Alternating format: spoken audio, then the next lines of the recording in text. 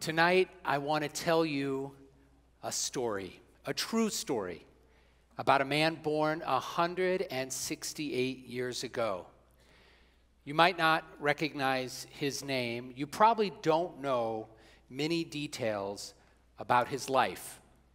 But I am sure that you know one thing about him, one thing that has probably touched your heart, moved you, changed your life in some way. His story is an important one, and it can help us now in this moment in the life of the Jewish people at the dawn of this new year. It's about a man named Naphtali Hertz Imber. Much of his early life is shrouded in mystery, and some of what is told about him surely belongs in the realm of legend, but there are some facts that scholars agree upon.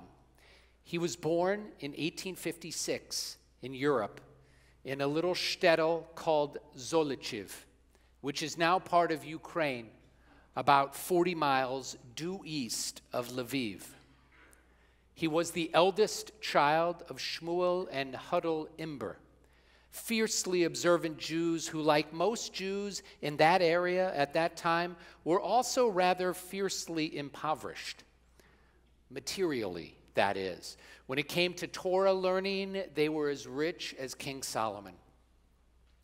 Even though, according to family lore, Imber was unable to speak or walk until the age of 7, after a miraculous recovery, he quickly proved himself to be a star student of Bible, Talmud, and Jewish mysticism. He was known as an Elui, a prodigy. He began writing poetry when he was 10 years old. As a young man, he left home and made his way to Vienna, where, according to his own account, he had an audience with the emperor, Franz Joseph. And sometime around 1878, when Imber was 22 or 23 years old, likely on his long journey down the Danube that would ultimately take him to what was then the Ottoman Empire, Imber wrote a poem about home.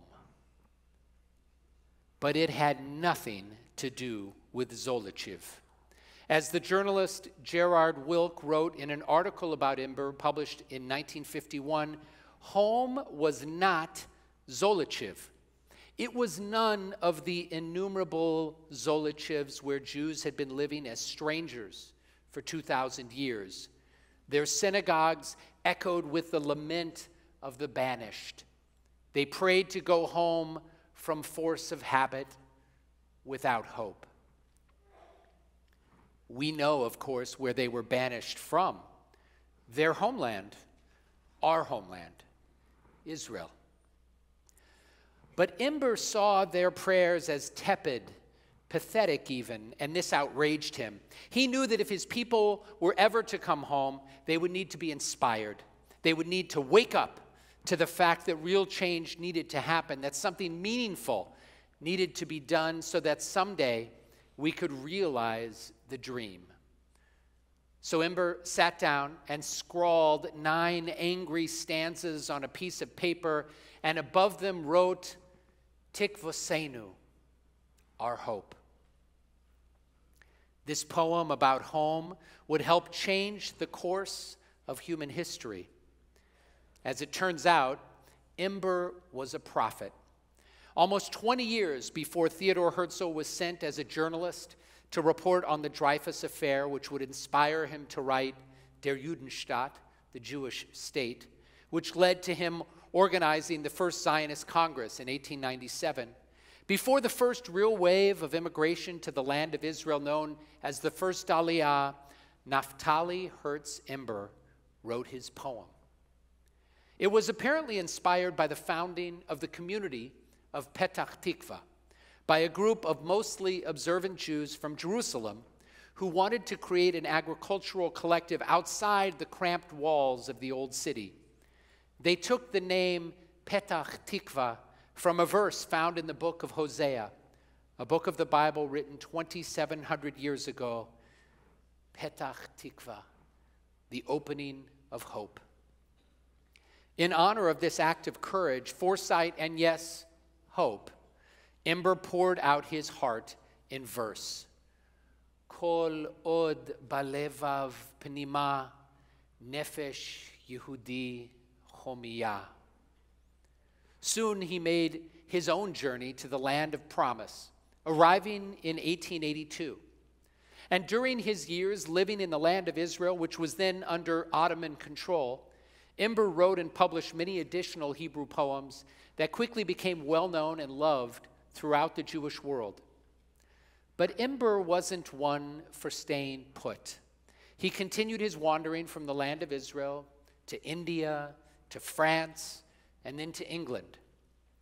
And sometime around 1888, a young man named Shmuel Cohen from Romania immigrated to Israel as part of that first Aliyah and made his way to the newly established community of Rishon LeZion, just south of the area that would later become Tel Aviv. Would it surprise you to learn that this community that called itself the First to Zion, founded in 1882, was named for a phrase in the book of Isaiah? Cohen's brother gave him an autographed copy of a collection of Imber's poetry as a gift. Shmuel was especially taken with the poem Tikvateinu. He loved the message and the language and decided to set it to music, to make it into an anthem. He borrowed a melody from a folk song he knew from his childhood.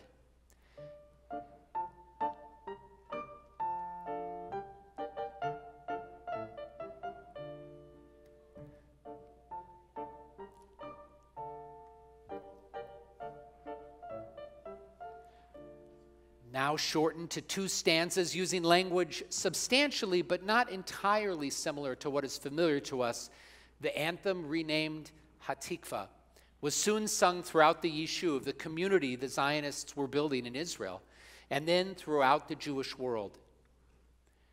In 1892, Imber left England and immigrated to America, where he traveled extensively to St. Louis, Cincinnati, Chicago.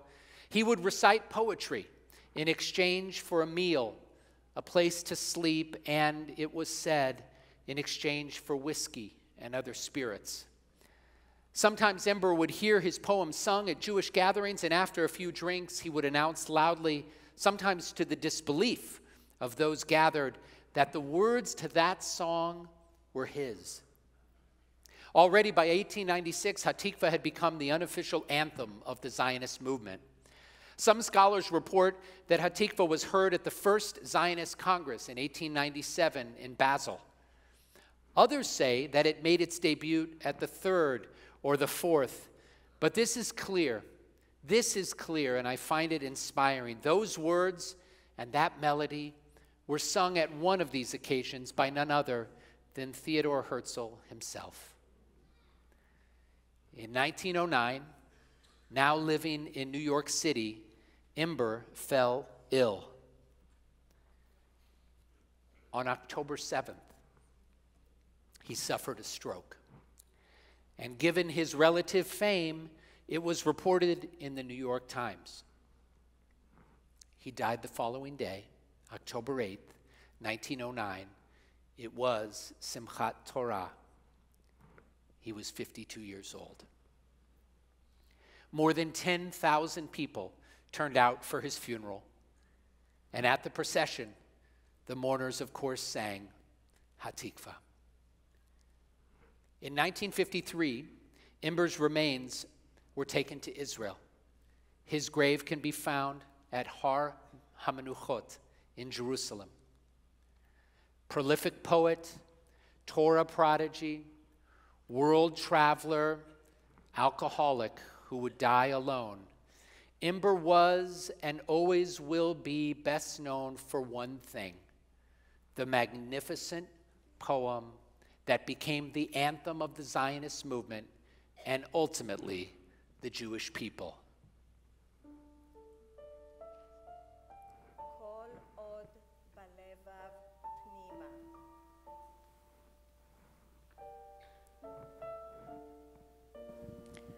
Kol od balevav pnima, נפש יהודי הומיה, ולפאתי מזרח קדימה, עין לציון צופיה.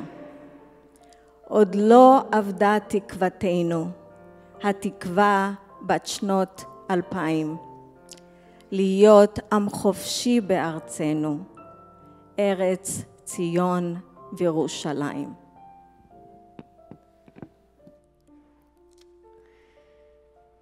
These are the words we've come to know and love, but the original poem began with the first line of what we know as the second verse. Od lo avda tikvateinu. Our hope is not lost. And the original version continues, Hatikva hanoshana mishuv le'eretz avotenu, le'ir ba David chana. The ancient hope to return to the land of our ancestors, to the city where David encamped. That opening line, Od lo avda tikvateinu, it's a reference to a verse in the book of Ezekiel. But Ember subverts it, he defies it, he turns it upside down. It's worth reflecting on these words for a moment because they are at the very heart of the poem, the very heart of the song, and more broadly, the Zionist dream. And I think they are especially relevant for us on the dawn of this new year, on this Rosh Hashanah, when we need hope more than ever. First, it's worth noting that Ezekiel, the biblical prophet whom Ember quotes, lived through the destruction of the first temple. He witnessed tremendous loss of life and bloodshed, terrible violence unleashed by the invading Babylonian army that would destroy the temple, decimate Jerusalem, and result in the slaughter of tens of thousands of people in the process. Men, women, and children, old and young. The Babylonian invaders raped and pillaged and took much of the community into exile. It sounds familiar, doesn't it? The motives were different, and it certainly wasn't broadcast around the world in real time, but the horror of it, the violence of it, was disturbingly similar. In the wake of this terrible destruction, Ezekiel has a rather strange, but ultimately hopeful vision of the future, one that just might be the best-known prophecy in the Hebrew Bible. In this vision, Ezekiel finds himself in the middle of a dry valley, a valley filled with ossified bones, a valley of death. God calls out to Ezekiel and says to him, "Do you think these bones can live again?" And Ezekiel responds, "Why do you ask me, God? Only you know the answer." God speaks to the bones and says, "I will cause breath to enter you and you will live again." And then suddenly there was a sound of rattling, and the bones came together, bone to matching bone, and then flesh, and then skin, and then finally the breath of life. And then the most curious thing. God tells Ezekiel, "These bones are the house of Israel, ha'atzamot ha'ele, kol Beit Yisrael hema." And they say, the bones say, "Our bones are dried up, our hope is gone." The very bones that have just been revivified, that have come back from the dead, they are the ones that say, "We are all dried up, va'avda tikvateinu." We have no more hope. And then 2,500 years later, along comes another prophet, Naphtali Hertz Ember, and he says, "Od lo avda tikvateinu." Our hope is not yet lost. And this is everything. The whole poem, the whole anthem, Jewish history and Zionism itself, all in that one word, lo. The bones in Ezekiel's vision say that our hope is lost.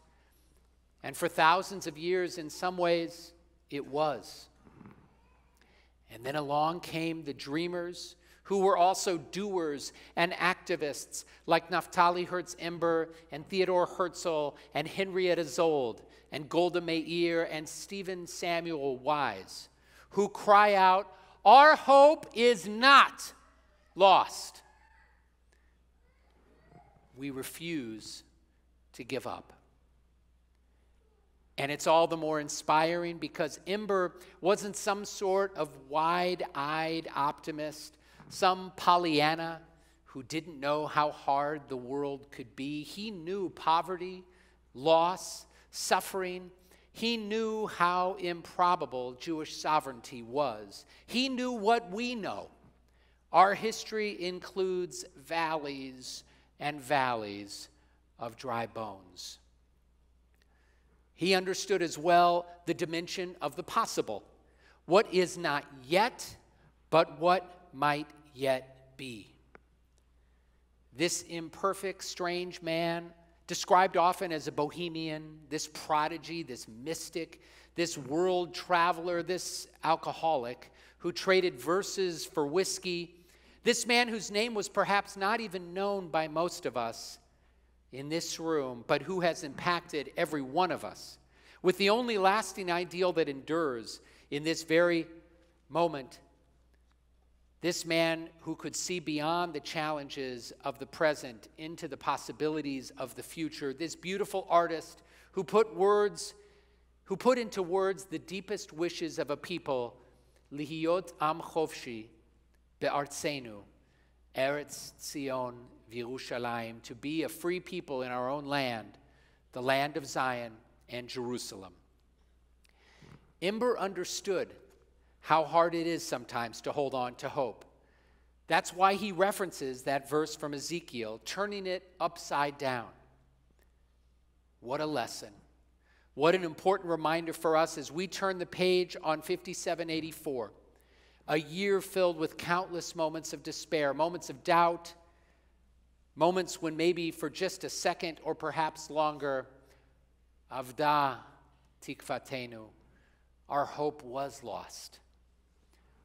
But we got through it somehow, together. Again and again, we held each other up. We reminded one another of that all-important lo.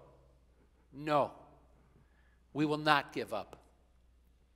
We stood with and we were inspired by the parents and families of the hostages who refused to give in to despair.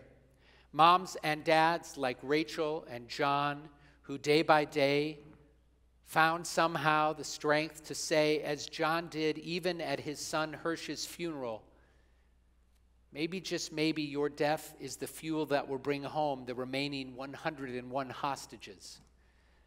And then John, standing before his son Hirsch's dead body, when all hope seemingly was lost, added these words, Od lo avda tikvateinu. Next week, we will mark the one-year anniversary of Shiva B'October. October 7th, a day of sorrow and loss. We continue to mourn. We continue to experience heartbreak. Yesterday, 7 innocent souls were taken from us in acts of terror. Millions of Israelis were forced into bomb shelters and safe rooms. Today, 8 soldiers were killed in Lebanon. But we will not stop believing in what we know is possible. Not guaranteed or promised, mind you, not in our lifetimes at least, but possible. We will rebuild. Communities will return to the south and the north, and they will once again flourish. Think it's impossible? Think I'm a dreamer? Well, think again. Look to our past, and you'll see that it has happened before, and it will happen again. If you had told Jews in Europe in 1943 or 1944 that one day Germany would be a staunch and steadfast ally of a sovereign state of Israel, they would think you'd lost your mind. But this is what happened.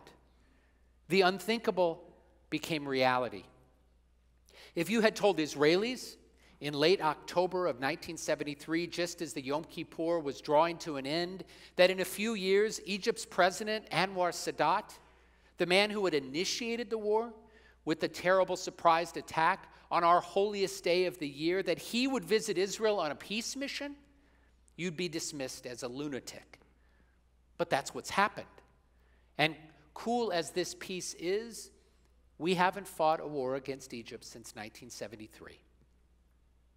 In 1979, in the wake of the loss and destruction of the Persian Jewish community in Iran, a community that had thrived there for 2,000 years, if I had told you then how this community would reconstitute itself here in Los Angeles and elsewhere around the world, how it would once again flourish, you might think me to be some type of wide-eyed optimist. This past summer in Israel with my family, I saw example after example of how Israelis are holding on to hope. Here's two personal stories. My youngest daughter, Nomi, spent the summer volunteering at Save a Child's Heart, an organization that brings mostly African children to Israel for heart surgery. They come from countries that don't have the resources to provide these types of life-saving procedures. And in the middle of a war, this organization and its volunteers from all over the world continued to do their work to save these children's lives. Od lo Avda Tikvateinu. This past summer, survivors of the Nova Music Festival massacre put on a concert called We Will Dance Again in Tel Aviv.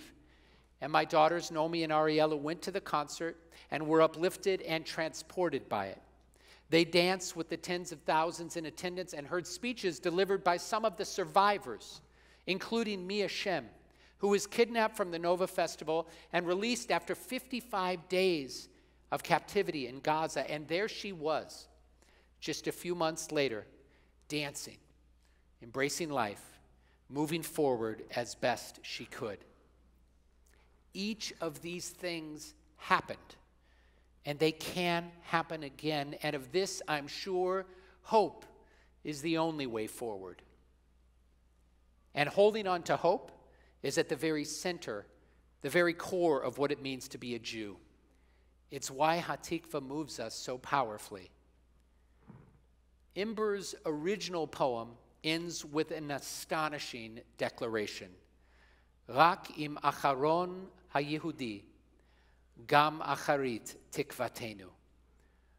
Only with the very last Jew, only then will our hope end. Ember tells us that as long as there is one Jew left in the world, our hope is not gone. At the start of our service this evening, we declared these words originally found in the traditional Sephardi Mizrahi Machzor, words that help us leave behind the pain of the year that has passed and move forward with joyous anticipation to the blessings we hope to experience in the year to come. Tichle shana v'kililoteha, tachel shana uvirchoteha. May last year's troubles end. May a new year of blessings begin. This is hope. We acknowledge that last year, every last year, had plenty of tsuris, plenty of pain, trauma, sadness, and grief.